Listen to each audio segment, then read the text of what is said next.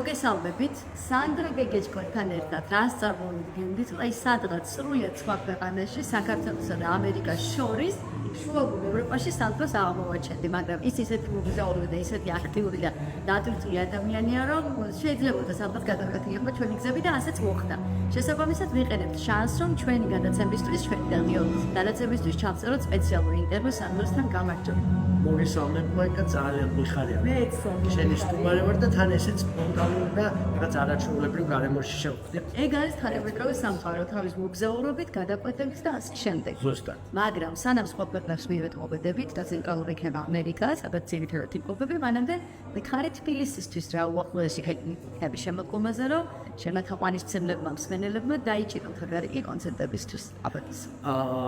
ჩვენ რაღაც ერთი კვირის წინ მივედე ზარი, ჩვენ ძირფასი მერიან ხუკუნაიშეს რომელიც გახლავთ სამხატვრო ხელმძღვანელი თბილისის ახალგაზრდული ორკესტრის ეროვნულ სასახლესთან არსებული და გადავწყვიტეთ რომ 23 ოქტომბერს ეროვნულ სასახლეში გადაღებულ სასახლეში შევასრულოთ ბეთჰოვენის ის კონცერტი რომელიც არ შესრულებულა თბილისში და საქართველოში.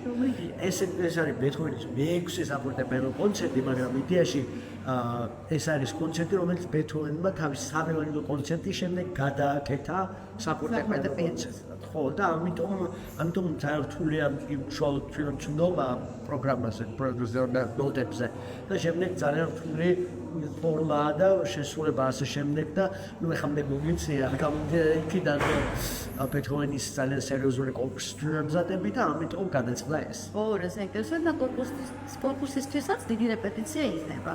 ასაკურველი. და შემდეგ არის კიდე რამე შემდეგ შემდეგ 10 ნოემბერს თბილისის სახელმწიფო კონსერვატორიის დიდ დარბაზში იქნება ჩემი სოლო კონცერტი, რომელსაც დაერქმევა ბეთჰოვენია და ვინაიდან პროგრამაში რეპერტუარში იქნება მხოლოდ ბეთჰოვენის ნაწარმოებები და ორი მოწვეული არტისტი იქნება ჩვენი ძირფასი ლიზი რამიშვილი ჩელო და გიორგი ხაინდრავა ვიოლინო, ვისთან ერთადაც ასევე შევასრულებ ბეთჰოვენის საფორტეპიანო ტრიოს.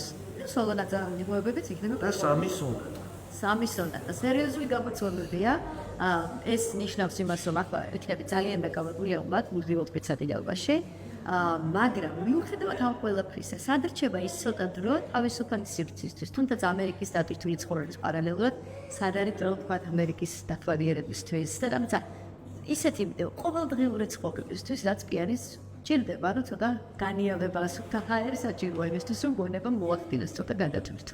როგორ ახლა იცით, აი ძალიან რაც უფრო რაღაც სწორად გასაკეთებადება, მე უფრო რაღაც სიამოვნებულად ვფიქრობ ისეთ ესე იგი რაღაცაზე, რასაც მაგალითად საერთოდ არც დავფიქრდებოდი უფრო ადრე აქამდე. აი მაგალითად ეს რომ აი მოდის შეიძლება დაიშლენოს პიანისტმა. აი ახლა მაგალითად რაღაცამ შესანიშნავ ქვეყანაში და შესანიშნავ ქალაქში მალტაზე, რომელიც აი უკეთესი რა შეიძლება იყოს, იმიტომ რომ ზღვა და კარგი ამინდი და რაღაც ულამაზესი გარემოება. და აი გეშემიზებ გულწრფელად გითხრათ რომ ვერ ვისვენებ, ეს არ არის ჩემთვის გას. ანუ როცა იცი რომ შენ გაქვს რაღაცა სერიოზული გეგმები და რაღაც სერიოზულ რეპერტუარზე მუშაობ, იცებს რომ თავისი ჭირდება აი ფიზიკურად პირიქით მოიგლები, რომ აი ამას განიცდი, ამაზე დარდობ, გაქვს გასაკეთებელი რაღაც ეს უზარმაზარი რეპერტუარი და ამქენ გამომდინარე აი ის რაღაც განთვირთვა რაც არის, განთვირთვა ამას ვერ აკეთებ.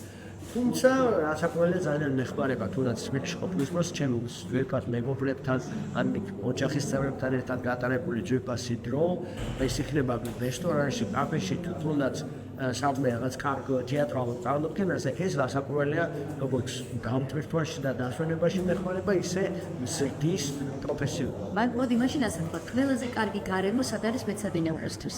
სადაც აი სრულ ჰარმონიაში კი ხარ სადაც უნდა იყოს. რა ქვეყანაში არის რა სივრცეში და აუდიტორიაში თუ დარბაზში. ჩემთვის საფრთხე მეცადინეობაზე უფრო რაღაც ესეთი კარგი, იმიტომ რომ ზუსტად იცი როდის თქვა ადგები და თუნდაც ან ყავაზნალევან ზათუეფერად ანუ რაღაც ანუ თეატრურად და თბილისს ორივე სახლი. თეატრში უფრო სხვა ესე ვთქვათ გართობის ესენია, მაგალითად ნარდი მეზობლებთან ერთად ეს არის რაღაც აი კომედია ჩვეულებრივი ჩემი და მაგალითად ჩემი ძალიან ძვირფასი დაახლოების, რომელსაც ხელმეწახე ქვია ჩოჩია, იმიტომ ბავშვობაში დაჩოჩავდა. აი ჩემი და ჩოჩია, ან ჩემი და ბაბუა ჩემის სტამბაში გარდის. ეს არის აი ერთი დიდი კომენტი. აზარტი. ძალიან აზარტი ვარ და აი მაგალითად 5 კილომდეა თამაში და აი სანამ 5-მდე აი ტრეტვა გლეჯვან ეს ინდერად დიდ განტერთვას მეკარებს აი იმნარდის თუნდაც 5 ხელის თამაშის შემდეგ შემიძლია ყველა 3 საათი მეცადინო და რაღაც კიდევ უფრო დასვენებულზე მეტი რაღაც ავითვისო იქერზავნა ნარდში ყოფილა ხალხი სამკა გაგეცდა საინტერესო ახლა სანჩვენი დაიწყებდა და საუბრობთ რომ სხვა თუ არა მერე ხუთი უმნიშვნელოვანეს კონკურსის პირველი პრემიის ლაურეატი გზავნები. კიდევ ერთხელ აპლოდისმენტები და ეს ნიშნავს რომ სხვა თუ არა მერე ისე გამოდურა ხუთი უდიდესი საპორტისე ქალაქი და სტაპრობელები. ბარსელონა, მაქსოვს კიდევ დუსელდორფი, ვენა, ეს პროექტის კონკურსი, ნიუ-იორკი და ეს პირველი საერთაშორისო კონკურსი, რომელიც ჯერ კიდევ 16-ის თუ 15-ის ვიყავით, ეს დაიწყო ერევანიდან დაიწყო. კი ბატონო, ხო და აი რა მაინტერესებს, ასეთი ადგილები და ასეთი მნიშვნელოვანი წარუმატებლები უკავშირდება ამავე დღეს. როგორ ვიბით, რომ ეს ადგილები ნანახი და შეგრძნებული გააქვს, თუ იქ იყო მხოლოდ კონკურსი და მხოლოდ მეცადინეობა და არაფერი გაარეს, თქვათ არ გეცალა რომ გელო, გესიამონა ანგარებების დაგითვალიერებინ. აი მაინტერესებს კონკურსზე ჩასული ადამიანი თუ ახსოვს რომ ეს ქალაქებიც აი ის როგორც არ განზრდელი ძალიან კარგი კითხვა. იცით ეს ალბათ ინდივიდუალურია ყველა ადამიანს. ზოგს უყვარს მონალიზას რიგში დგომა 10 საათი, ზოგს უბრალოდ რაღაცა კარგ მაგალითად ზღვის პირზე მოშ. აი რამდენად უცნაურად ის არ უნდა შეხედეს მიუხედავად იმისა რომ ყოველთვის ვთქვი რაღაც ღირსშესანიშნაობები მენახარო ეს ისტორია ამ ქალაქის და რაღაც არასოდეს ამის მიზანი არ ყოფილა ის რომ აი მე როგორ მაინტერესებს მაგალითად ლურსში ჩამოგედი მონადირე აუ ეს არასოდეს მე ყოველთვის უფრო მიზიდავდა ისეთი ადგილები ქალაქის რაც მაგალითად არ არის მასისთვის ცნობილი აი შეიძლება რაღაცა ხანდაკება იყოს ისეთი მივიწყებული რომელიც რაღაც აი ესე რაღაც ცოტა უფრო მისტიური არაცნობილი ადგილები, მაგრამ ბარსელონას მაინც დიდი სიყვარული გამო. აი ბარსელონაში გამარჯვება მარია კანასის კონკურსზე ეს იყო აი ის ემოცია, რომელიც აი ცხოვრების მართლა ბოლომდე გაჩვენს. ხო აი გამარჯვება ქალაქი ხალხად, იმიტომ რომ მე ისეთი ემოციები იყო იგივე კატალონიელებიდან ისე დავმეკობდი, ისე დავახვევით. მაგრამ აი ხო ალბათ როგორც ჩანს პრიზებშიც არის რაღაც უფრო ძვირფასი, არა იმის მატერიალური ან ფინანსური კუთხით, არამედ რაღაც ხდება იქ მაგალითად ან ქალაქიდან ან ხალხიდან გამომდინარე. ამიტომ ბარსელონამ მართლა რაღაც ძალიან დიდი სიყვარული. და თვითონ ბარსელონას ჯილდო რამდენი სხვა ქვეყანა გახსნა, ესეც ხომ 25-30 კონცერტი, დისკი, აქედან ერთი 7 თუ 8 კონცერტი სიმფონიურ ორკესტრთან ერთად და რა ვიცი ევროპის აბსოლუტურად თითქმის ყველა ქვეყანა მოვიარეთ, დასავლეთ ევროპა, ჩინეთიც, ну შემდეგ უკვე ამერიკა, უბრალოდ ეს შეგვესახის. ხო, მესმის, სანამ ამერიკაზე გადავიდეთ, სად არის საუკეთესო სმენე. აქ არ არის მხოლოდ აპლოდისმენტებზე ლაპარაკი, ის არის აი გრძნობ, მომენტი რო არის ეს სცენაზე ხარო, გრძნობ რაღაცა უსიტყვო ხდება. აი ეს არის სანერგენიკობაც. ეხლა საქართველოს რას ობიექტურად რო ვთქვა, საქართველოს ყავს შესანიშნავი მსმენელი და კრიტიკული. სუბიექტურად რო ვთქვა, საქართველოს ყავს საუკეთესო მსმენელი. ხო და არის საქართველოს დაგეგმილი კონცერტი სხვა პასუხისმგებლობაა. ჯერ ესეთი ცოტა შიშიგად იმის რომ აი წინვალე ჩვენმა დიდმა ელისო ვისალაძემაც თქვა ინტერვიუში რომ აი საქართველოში რომ უკრავ ყოველთვის ყველა იმაზე რომ არ ვიყო იმაზე ცუდი ვიდრე იმის წინ ვიყავ ზუსტად. იმიტომ რომ ერთი ხელმა ჩვენ ჯერ ესეთი ძალიან ამბიციური ვართ და ამიტომ ყოველთვის ძალიან დიდი მოლონითი გაქვს წინასთან შედარებით. ამიტომაც პროგრამა ყველაფერზე უნდა იფიქროს, სწორად გათვალო და მიიტანოს მსმენელამდე. თუმცა გასაკვირია საქართველოს შემდეგ აი ესპანეთს რომ მსმენელი ყავს, ეს აი უფრო აი ჩვენთან ახლო ერებს, აი ემოციურად ტემპერამენტ ესპანეთი, იტალია ძალიან წარმოგვიდგა. ძალიან. აი რომ ვერ შეხედიან ემოციებისგან და აი όλო ხმაზე რომ აი ეს ხო არტისტისთვის ყველაზე დიდი სიამოვნება რომ ზნობთ იმ რაღაც თავისი შემოქმედების აი დაფასებას ალბათ. რა, იმიტომ თავარი ხო მაინც ის არის რაც დარბაზში ხდება. ხორცა ეს ჯილდო ყველაფერი შედა თავზე და თეატრის პიანინოზე შეიძლება თეატრის ფორტეპიანოზე შეიძლება, მაგრამ აი ის განსხვავებული არის ქალბარი. რა თქმა უნდა, არტისტი ცხოვრობს მსმენელისთვის და მსმენელი ცხოვრობს არტისტისთვის და ეს ვარირდება. შემდეგ იცვლება ზოგს არტისტი მოწონს, ექს არტისტი და ერთმანეთს ავსებს მსმენელი და არტისტი შემოქმედება. ახლა მივადექით ამერიკას. ერთი ეტაპი ჯულიარდში სწავლა, შემდეგ ეტაპი ცხოვრება და განვითარება. აი, როგორია ეს ამერიკა იმის იქით, რაც თვალს ქრებსტუალ ჩანს. ერთ ცხოვრები და მომავალზე ორიენტირებული ადამიანი. მე ნიუ-იორკში ცხოვრების განმავლობაში ვიყავი დაახლოებით თუ შტატში და შემეძლო შემედარებინა ერთმანეთთან ეს რაღაც ვთქვათ ღირებულებები რა აქვთ მაგალითად სამხრეთ შტატის ამერიკელებს ჩრდილოეთ შტატის ამერიკელებს დასავლეთ შტატებს და ეს ძალიან განსხვავდება. აი ეს მეც მომბობენ თითქოს სხვადასხვა შტატი სხვადასხვა ქვეყანაა ოსმალთანა ესეთი განცდება. იცით სპეციფიკა აი იმის თუნდაც რომ ადამიანს რო ესაუბრები აი შეეჭრა საუბარში ძალიან დიდი შეურაცხყოფა ითვლება ჩვენთან აი შეეჭრი განმაჟეზე ასე შემოწმებია ძალიან დიდი ესეთი რაღაცები თითქოს ერთია მაგრამ აი აზროვნება, რაღაც ღირებულებები, რაღაც შეხედულებები რასაკვირია სხვადასხვა. ტექსასში, არიზონაში უფრო რასაკვირია ეს ცნობილი ბაგრამში კონსერვატორული ხალხი ცხოვრობს, დასავლეთში რაღაც უფრო თავისუფალი დასავლეთ შტატებში, ისევე როგორც შპილო აღმოსავლეთ შტატებში, ან ნიუ-იორკში მაგალითად ძალიან ლურჯი შტატია იმ ხრივ რომ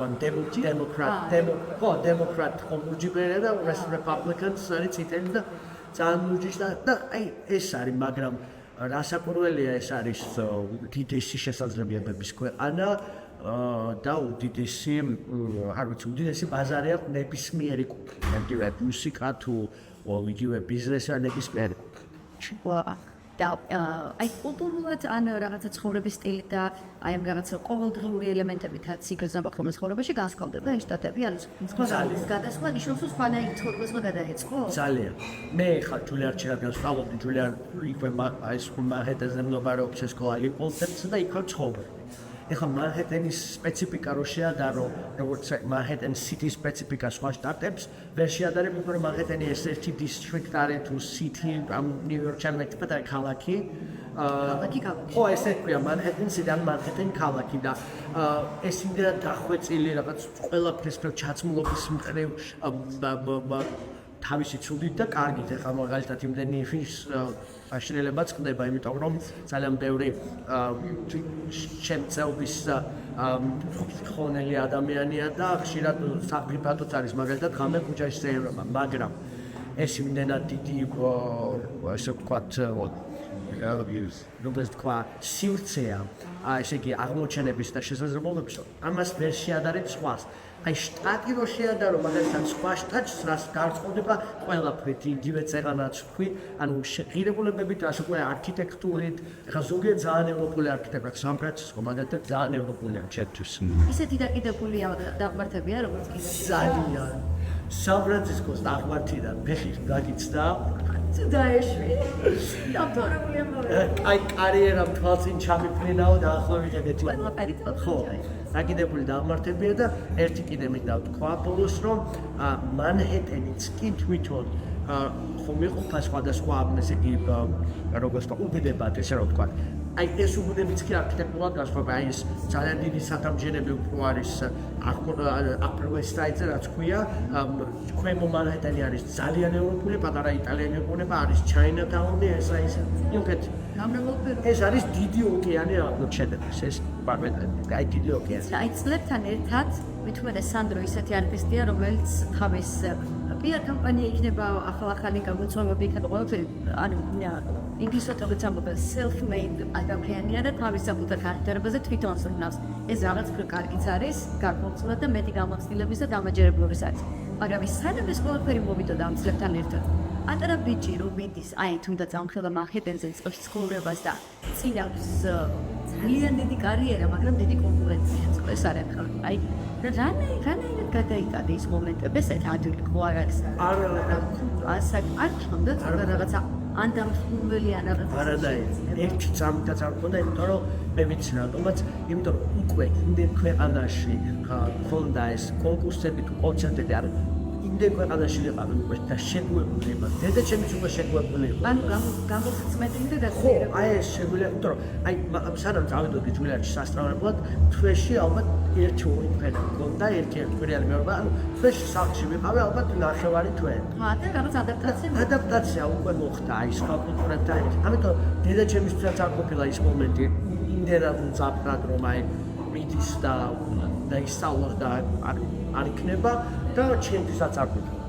კიდე იმით ვარ ყოფილა რომ ეს ალბათ ჩემი პიროვნებიდან გამომდინარე ესეთი პიროვნება ვარ, რომ სივრცე ჩემს არ არსებობს საბედნიეროდ და მეორე იმიტომაც რომ იმდენი საქმე იყო, იმდენი რეპერტუარი, კონკურსები, კონცერტები, გამოცდები, აი მეგონა რომ კემბრიჯში ან ოქსფორდში ან რაღაც ესეთ ძალიან სერიოზულ უნივერსიტეტში, იმიტომ რომ მარტო ფორტეპიანოს გარდა ფორტეპიანოსა უამრავი სხვა საგანია, რომელსაც ძალიან დიდი პასუხისმგებლობით ვარ მოიგიდე ჯულიარში ვერისწავლე.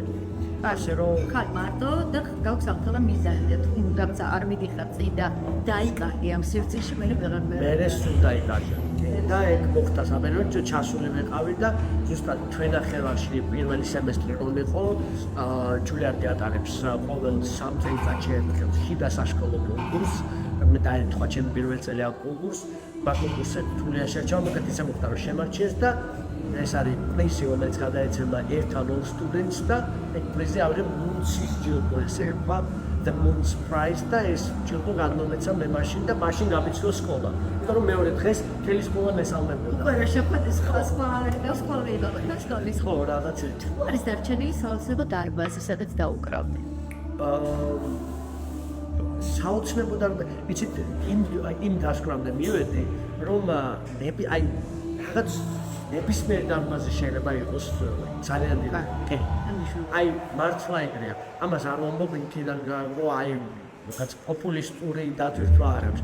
აი მე ჩამოყალიბდი იქამდე მივედი აზრებით, რომ აი 100-კაციანი იქნება დარბაზი 50 ან თავარია პირობა იყოს ელემენტარული შექმნილი იმისა, რომ კარგი ინსტრუმენტი იყოს, დარბაზში იყოს თავარისებული სიჩუ, ან მსმენელი უნდა იყოს კარგი. და დარბაზი ხა ის მოკროვილი იქნება, არა მოკროვილი და აკუსტიკაც მნიშვნელოვანია, მაგრამ აი ხამეკი ხოლე თუ აუდიტორი იქნება თუ პერსონაჟი ალაუდეო მუსიკა თუ კონცერტ ხება, რომელიც ერთ-ერთ წინვალე დარბაზად ითვლება, სადაც ასევე დამეკრავს არანაირი მნიშვნელობა არ აქვს. ვაუ, საინტერესო, მეგონა რომ რაღაც განსაკუთრებული თქონდა არტის ესეთი აჩვენებას რო ეძახიან დარბაზი ნიშნავდა. შეიძლება ბავშვობაში აი ესე, მაგრამ მე უკვე რომ უკრავ ამ დარბაზებში, მე უკვე გამოდიხარ ამ რაღაც იქიდან და უფრო რაღაც უფრო ღირებულ და მნიშვნელოვან და უფრო ძვირფას რაღაცაებზე. ეს წარდგენები ხო, ეს ну, ამ შემთხვევაში ორი თბილისური დარბაზია ქრისტეს რიგში, ოქტომბერი და ნოემბერი, მეგობრებო, სანდრო გეგეჭკორის სახელს დაგვარს, რომელაფიშასაც წაიგიხოთ, მე მგონი არ უნდა გამოტოვოთ ეს შანსი და მე მგონია რომ შეგვეყო ბონის წარმატებებით ვისაუბროთ და ეს იყოს ასე ისურვებ და ოდესმე შემდეგ გადაპატაზე ნარბი პირობა შევთავაზეთ ჩემ რეზიდენციაში, თეატრის რეზიდენციაში. აგერ მოწმეთ მენეჯერი დამახურებელი ხელით ჩამომიწმევია და ერთ კარგი კანადის გაგორება ნაკთან ერთად თეატრში ვქნა. შევთავაზეთ. დიდი მადლობა ინტერვიუს. მადლობა შენ. სანდრო გეგეჭკორთან ერთად ვისაუბრეთ მოგზაურობაზე, შემოქმედებაზე, არტისტის ფიქრებსა და მუსიკალურ ელემენტებზე, ასე თქვა გადახურვებზე. მადლობა მას და ნახოთ როგორ იქნება ჩვენი შემდეგი სტუმარი და შემდეგი მარშრუტი ჩვენს გადაცემაში წამის ანახალად. ერთი თვით განსხვავებული ნაგობა და პრინციპის არ